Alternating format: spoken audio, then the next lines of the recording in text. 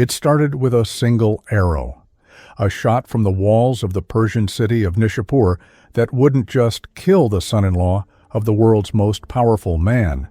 It would unleash a wave of revenge so brutal it echoes through history as a near-apocalyptic event. This is the story of how the death of one man led Genghis Khan to order the slaughter of an entire city, and the enduring legend of whether 1.7 million people truly paid the price. This wasn't just war. It was extermination, fueled by personal grief and cold, strategic calculation. It was a lesson written in blood and bone, designed to terrorize a continent and ensure no one would ever again dare to defy the Mongol Empire. In the early 13th century, the name Genghis Khan was a whisper that carried the force of a hurricane. From the steppes of Mongolia, he had forged nomadic tribes into the most disciplined and terrifying fighting force the world had ever seen. His empire was expanding at an incredible rate, stretching from the Pacific to the doorstep of the Middle East. Standing in his path was the Khwarezmian Empire, a vast and wealthy Turco-Persian sultanate that controlled the vital arteries of the Silk Road, the lands we now know as Iran, Uzbekistan, and Afghanistan. The ruler of this empire was Shah Ala ad-Din Muhammad II, a man of immense power and, as it turned out, catastrophic arrogance. The stage was set for a clash of titans, a collision of two empires that would reshape the world. But the war that followed wasn't born from a simple desire for territory. It began, as so many great conflicts do, with an insult. An act of defiance so profound, so personal to the great Khan, that it demanded a response of almost unimaginable violence. The story of Nishapur isn't the beginning of that war, but it is its most horrifying chapter. And to understand how a city could be erased from existence, we first have to understand the provocation that brought the Mongol hordes to the heart of Persia, thirsty for a revenge that would be measured in mountains of the dead. Before the rivers of Persia ran red, there was an attempt at peace, or at least Genghis Khan's version of it. In 1218, the Mongol and Khwarezmian empires were neighbors, two colossal powers. The Khan, ever the pragmatist, saw the value in a trade relationship with the wealthy Shah. He sent a large trade caravan loaded with fine goods and accompanied by about 100 Mongol envoys. His message to the Shah was straightforward, almost brotherly. You rule the rising sun, and I the setting sun. It was a proposition for mutual benefit, a recognition of shared power. But this gesture was met with suspicion and greed. The caravan arrived at the Khwarezmian frontier city of Otrar, ruled by a governor named Inalchuk. He was a relative of the Shah's influential mother, and he saw the Mongols not as traitors, but as spies. Whether he coveted the caravan's riches or genuinely feared Mongol intentions, his actions would doom millions. Inalchuk accused the envoys of espionage, seized their goods, and in a stunning act of diplomatic violence had the merchants executed. Only a single camel driver is said to have escaped, making his way back across the plains to deliver the horrific news. When Genghis Khan learned what happened, his reaction was one of controlled, volcanic fury. The Mongol code was absolute. An envoy was an extension of the Khan himself. To harm an envoy was to strike the Khan directly. It was an unforgivable insult. Yet, even then, the Khan showed a measure of restraint. He sent a second delegation, 2 Mongols and a Khwarezmian guide, directly to Shah Muhammad. The demand was simple: hand over Inalchuk, the governor of Otrar, to face Mongol justice. It was one last chance for the Shah to avert catastrophe. The Shah, in a moment of hubris that sealed his empire's fate, didn't just refuse, he doubled down. He had the lead Mongol ambassador executed. Then, in a final gesture of contempt, he had the beards of the 2 surviving diplomats shaved off, a mark of profound humiliation, and sent them back to Genghis Khan empty-handed. When the shamed diplomats arrived, the time for talk was over. The story goes that Genghis Khan climbed a high mountain, bared his head to the sky, and prayed for 3 days and 3 nights. He asked for the strength to enact the vengeance he now believed was his divine mandate. The murder of his ambassadors wasn't just a political dispute, it was a personal wound that demanded an absolute and terrifying response. He came down from the mountain with a single purpose, the utter destruction of the Khwarezmian Empire and the Shah who dared defy him. This was no longer about trade or territory, it was about retribution. In 1219, Genghis Khan unleashed his war machine. It was unlike anything the sophisticated, urbanized world of Central Asia had ever seen. The Khwarezmian army was large, but it was a fragmented force, spread out in garrisons loyal to local governors. Shah Muhammad made a fatal mistake. Instead of meeting the Mongols in a decisive, open-field battle, he scattered his forces among his major cities, hoping to wear the invaders down in a series of long sieges. He completely misunderstood his enemy. The Mongol army, estimated at 100,000 to 150,000 strong, moved with a speed and coordination that seemed supernatural. This wasn't a lumbering medieval army, it was a fluid, multi-pronged force that communicated across vast distances. Genghis Khan divided his army using a strategy of indirect attack that baffled the Khwarezmian defenses. The Mongols would appear where they were least expected, vanishing into the steppes only to re-emerge hundreds of miles away, striking at the empire's heart. Their tactics were a symphony of terror. Mongol horse archers were masters of the feigned retreat, luring overconfident cavalry into a chase. Once the enemy line was stretched thin, the Mongols would turn in their saddles, unleash a storm of arrows, and charge back to annihilate the disordered ranks. They were masters of psychological warfare, using captured civilians as human shields and spreading tales of their own brutality to break a city's will before a single arrow was fired. Otrar, where the insult occurred, was first. After a brutal 5-month siege, the city fell. In Alchuk, the governor was captured alive. As for his punishment, legend says that molten silver was poured into his eyes and ears, a symbolic and excruciating death for his greed and his failure to listen.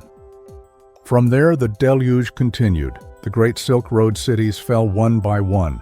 Bukhara was taken, and its people slaughtered or exiled. Samarkand, the Shah's capital, surrendered, leading to more massacres. The Shah himself became a fugitive, hunted across his crumbling empire by 2 of the Khan's best generals, Jabi and Subutai. He died, destitute and alone, on a small island in the Caspian Sea. His empire was collapsing, but the Mongol vengeance was far from over. With the Shah dead, Genghis Khan turned his attention to the wealthy region of Khorasan in modern-day northeastern Iran. The task of subduing this Persian heartland was given to his youngest son, Tolui. Tolui was a reflection of his father's most ruthless traits, a brilliant and utterly merciless commander. His campaign through Khorasan would become a byword for destruction, and at the center of this storm was the jewel of the region, the city of Nishapur. Before it became a symbol of Mongol brutality, Nishapur was one of the great cities of the medieval world. For centuries, it had been a beacon of civilization, a vital hub on the Silk Road. By the early 13th century, Nishapur was more than a trading post. It was a vibrant metropolis, a capital of culture, science, and faith for the Islamic East. Its markets buzzed with merchants from Egypt to China. But its true wealth lay in its intellectual life.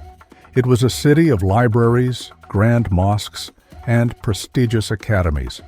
It was home to thinkers like the great polymath Omar Khayyam, famed for his poetry and work in mathematics and astronomy. The Sufi mystic and poet Attar, a titan of Persian literature, called Nishapur home. The city was famous for its exquisite pottery, prized across the known world. Its scholars were at the forefront of medicine and philosophy. The city itself was beautiful, with impressive architecture and lush gardens irrigated by a complex system of underground canals called qanats. Its population was diverse and cosmopolitan, likely numbering between 100,000 and 200,000 people. When the Mongol storm first broke, Nishapur tried to play it smart. In 1220, as Mongol generals chased the fleeing Shah nearby, the city's leaders submitted, hoping to be spared. And for a brief moment, it seemed to have worked. The Mongols accepted their submission and moved on, leaving Nishapur intact. But this fragile peace wouldn't last. A seed of defiance remained, and the arrival of a new Mongol force would set the stage for a confrontation that would end not just in a siege, but in an act of annihilation. In November of 1220, a Mongol detachment appeared before Nishapur's walls. It was led by a man named Tokchar. He wasn't just any commander. He was married to Genghis Khan's daughter, making him the Khan's own son-in-law. His presence represented the personal authority of the imperial family. Why he was there is debated. Some historians think the city had rebelled. Others argue he was just securing the region.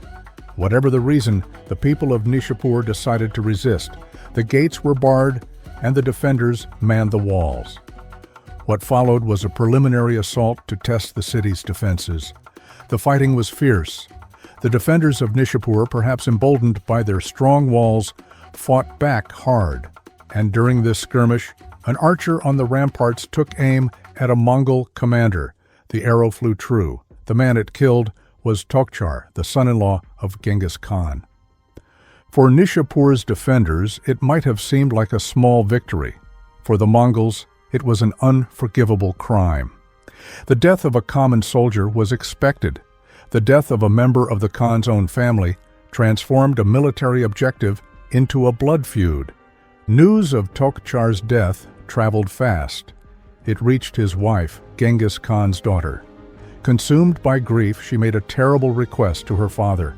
She asked not that the city be conquered, but that it be utterly exterminated, so no one would remain to boast of having killed her husband. Genghis Khan, who had launched the entire war to avenge his envoys, granted his daughter's wish. The sentence was passed. Nishapur was condemned. The task fell to Tolui, the Khan's youngest son and Tokchar's brother-in-law. In the spring of 1221, Tolui marched on Nishapur with an army of around 7,000 warriors. He wasn't coming to accept a surrender. He was coming as an executioner, armed with his father's blessing and his sister's grief, to carry out one of the most chilling orders in the annals of warfare. In April 1221, the horizon outside Nishapur darkened. Tolui and his army had arrived, bringing with them the most terrifying siege technology of the age. The Mongols were masters of siegecraft, having conscripted engineers from conquered lands. They set up their camp and assembled a fearsome arsenal of catapults and mangonels. For the people of Nishapur, the terror must have been absolute. They knew why this army was here. They had killed the Khan's son-in-law, and this was the reaping. They sent out a delegation, desperately trying to negotiate a surrender, but Tolui's purpose was not conquest. It was annihilation. The offer was refused.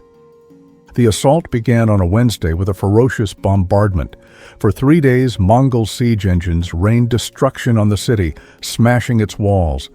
The defenders fought bravely, but it was futile.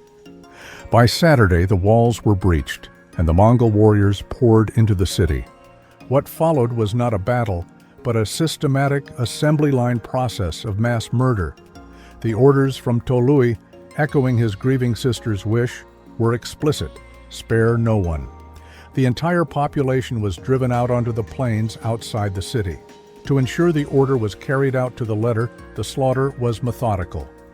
Men, women, and children were executed. The Persian chronicler Juvaini, writing decades later, painted a chilling picture of Tokchar's widow entering the fallen city to oversee the vengeance. Soldiers went from house to house, dragging out anyone they found. The chronicles report the massacre was so thorough that even the city's cats and dogs were killed, to ensure no sound of life would ever again be heard within the ruins. To be certain no one survived by feigning death, a gruesome order was allegedly given. Every person was to be beheaded, their skulls stacked in great pyramids as a warning. The only people spared were 400 artisans and craftsmen. Their lives were saved not out of mercy, but utility. They were rounded up and deported to Mongolia to serve the empire. Once the killing was complete, the final act began. Nishapur was to be erased. Buildings were torn down, gardens uprooted, and some chronicles claim the intricate Connaught irrigation systems were destroyed. The ground was then reportedly plowed over, and barley was sown on the site, a final symbolic act to ensure the city was not only dead, but buried. Nishapur, the great center of learning and art, was gone. In the aftermath, a number began to circulate, a figure so immense it became a legend: 1,747,000. Persian chroniclers like Juvaini, writing decades later, recorded this precise number of people slaughtered at Nishapur, cementing its place in history as one of the deadliest massacres of all time. But could 1.7 million people really have died? Modern historians are almost universally skeptical. A city with that many inhabitants in 1221 would have been vastly larger than any other known city of its time, including global centers like Constantinople.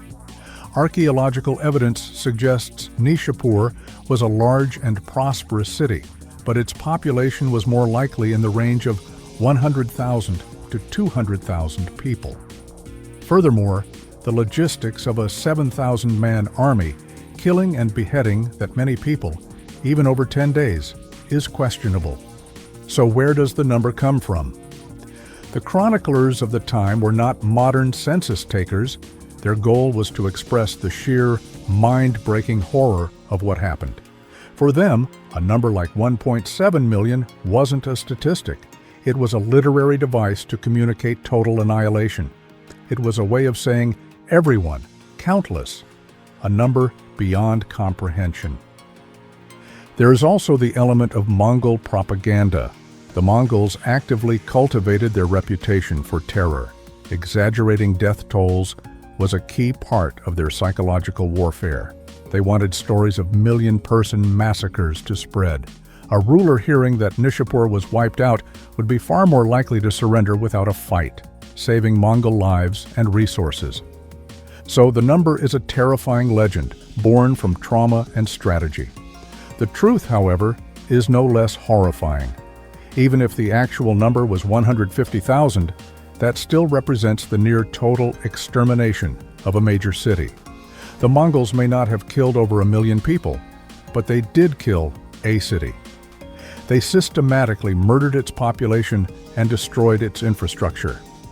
Whether it was 100,000 or 1 million, the massacre at Nishapur was an act of annihilation, what we might today call an act of genocide. The legend of 1.7 million deaths survives not because it's fact, but because the truth was so terrible that only a number that large seemed big enough to describe it. Nishapur wasn't an isolated incident.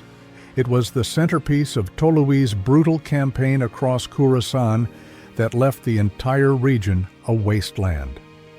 After Nishapur, the Mongol army moved on to Merv, another great center of Islamic civilization. There, the pattern repeated. The city surrendered, and its population was massacred. Chroniclers claimed 1.3 million were killed, another vast exaggeration that speaks to a level of destruction that was almost total. Next came Herat, in modern-day Afghanistan. It surrendered and was spared, but rebelled after the Mongols left.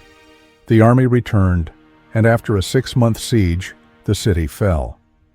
The subsequent massacre is said to have lasted a full week.